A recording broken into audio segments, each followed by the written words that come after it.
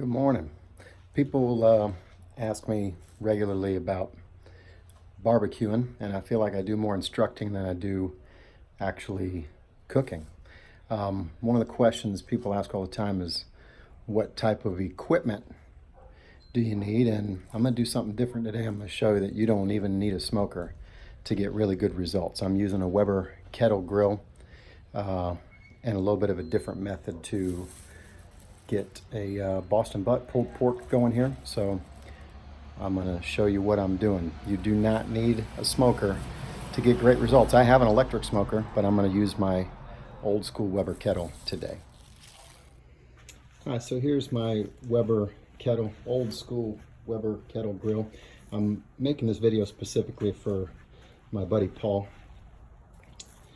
Kind of weird, I got a whole bunch of friends named Paul, so don't everybody get excited at once. I guess some guys are chick magnets. I'm maybe a little bit more of a Paul magnet.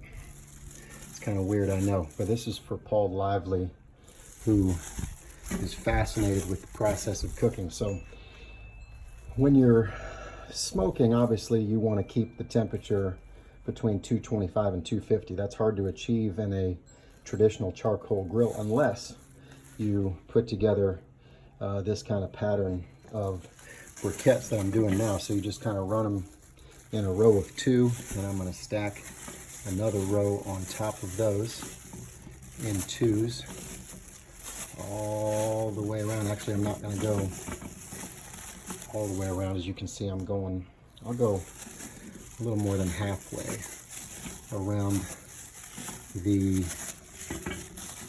perimeter of the grill. And what I'm doing essentially is putting together, I call this a North Georgia Blue Ridge charcoal trail of tears. And the idea being that we will light this thing on one side. I'll light it over here. I'll get some charcoal going in a minute. And I'll light it over here, and then it will slowly burn all the way across. And in the process, it'll keep the temperature inside this kettle grill at 225 to 250 degrees. All the while, it'll take hours to burn this charcoal off the way that we've got it set up. So let me finish making my pattern here, and then we'll click it back in as I'm getting ready to light it.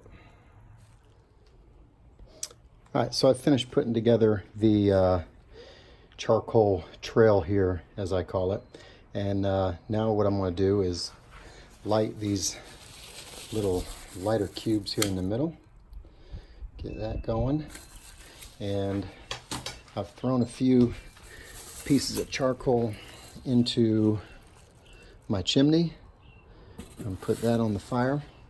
And we'll get those going. And then what I'll do is I'll put those lit coals at the beginning of my trail down here, and it'll make its way around. And I will add some wood to that trail in a couple of spots. Again, I have a electric smoker that does all the work for you.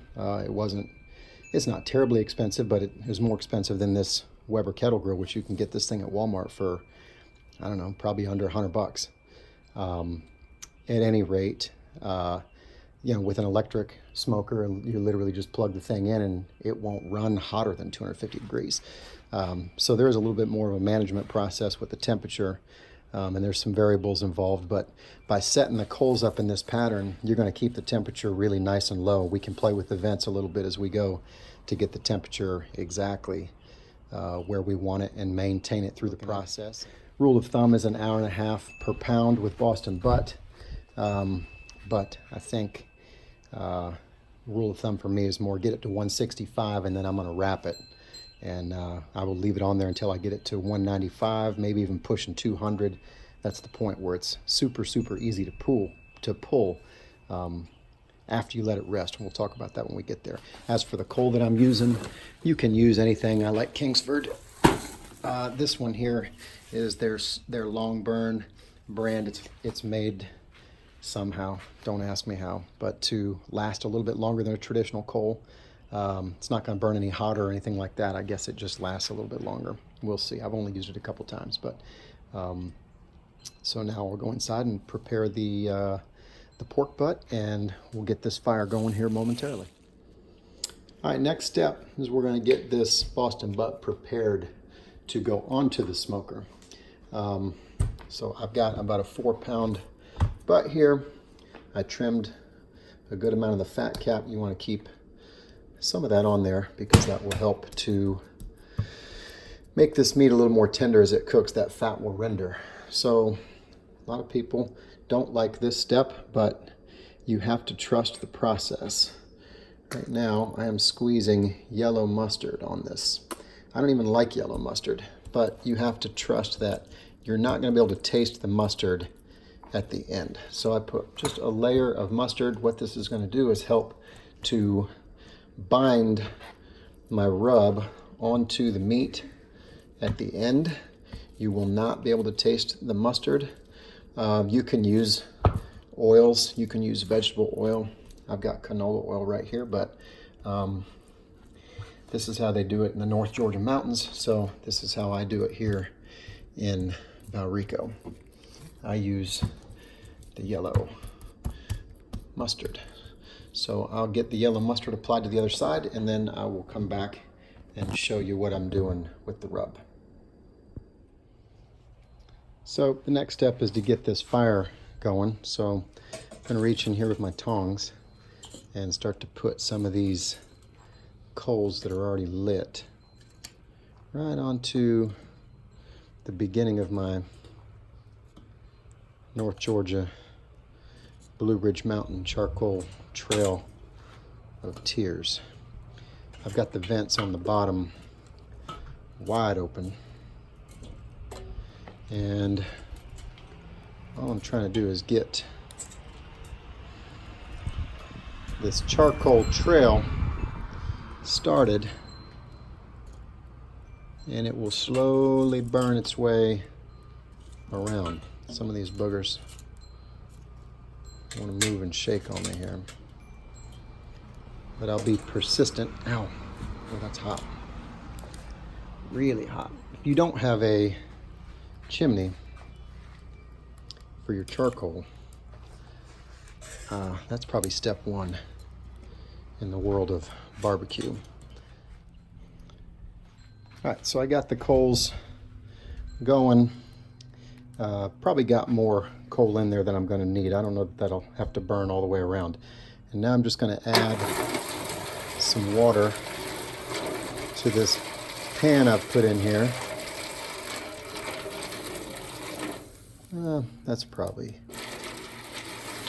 enough right there. So I had to go back and add one thing here. You'll see I put the wood chips, spaced those out in 3 different spots. I'm using a combination of hickory and oak, and they're not chunks. I'm just using kind of bigger chips. That's all I had on hand, but it will do just fine as this charcoal makes its way around, and eventually those wood chips will light and burn. And again, you don't want to over smoke this. And if I feel like I want to add, if I'm not getting quite close to 165 when I get to this last group of chips over here, then I'll put more chips over here, and that way I'm running with wood smoke until I do get to 165. So we have achieved near perfection here. You can see that I'm operating at just under 250 degrees. That's perfect. That's right where I want to be. And as long as I keep these vents probably about like I got them, I can change them up a little bit if I see I'm losing heat, or if I'm getting too hot, I can manipulate that. But ideally we want to be right here at 250. So I'm gonna pull the lid off. Of course, I'm gonna lose a bunch of heat when I do that, but I think it'll get right back where I need pretty quickly. I've got my Boston butt right here. It's been rubbed and it's ready to go onto the smoker now. So I put the Boston butt directly over the top of my water pan. You see my coals are slowly starting to make their way around. They'll catch on to those wood chips here shortly. And I'm just going to put the top back on. Again, you want to put the vent right over top of the meat so that the heat and the smoke has to flow over the top of the meat before it exits. You'll see I lost a good amount of heat by opening that. I'm back down below 200, but it's slowly climbing, as you can see. I can open the vent down here on the bottom. This right here will open that vent, which will allow a little bit more air to circulate in. That'll help get that heat picked up a little bit quicker. And as it rises, it's moving up now. We're pushing 210 and rising, and when it gets back up to about 250, I'll shut that vent, not all the way down. You don't want to shut it completely down, but I'll move it back down a little bit so that I'm limiting the amount of air that's coming into the Kettle grill. All right, so we are 3 hours into the Boston butt cook on the Weber Kettle.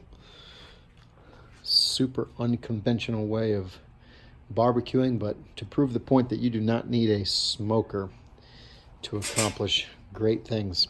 So as you can see, we are just right in the sweet spot there. Looks like 240 degrees, maybe something like that. We've been going for 3 hours. The only thing I've had to do at all is mess with the vent on the bottom. I've kind of left the top one almost completely open, and then I've adjusted the bottom one a couple times. If it was running at one point in time, it was down to 215, so I opened up that bottom vent a little bit, and that quickly increased the heat back up to about 250, and then I put it right about back where it is right now. So we're 3 hours in. I'm gonna lose some heat now for sure. I have not popped the top yet, so let's see what we're looking like. Looking good. Looking real good. Let's get a quick temperature check on that. I've got an instant read thermometer. We'll dig into the spot here, and you can see that we are getting upwards, closing in on 150 degrees, 146 degrees it looks like. I'll test one other spot right over here. That one, it's going to be a little higher, I think, because it's closer to the bone. The closer to the bone you are, the hotter it is. So about 150 right there. So I've still got about 15 degrees. I want to get that up to 165. You'll see that my second pile of chips is kind of in the process of burning right now. We'll move over, we'll hit that third pile of chips momentarily. You can see the coals that have burned, and we've kept a real consistent temp. So let's put the top back on. And I'm gonna open this up here to get the temperature going. You'll see that I probably lost quite a bit of temp. I'm down below 200, but that'll kick back in here very quickly. And I'll check back in probably another hour, maybe 90 minutes.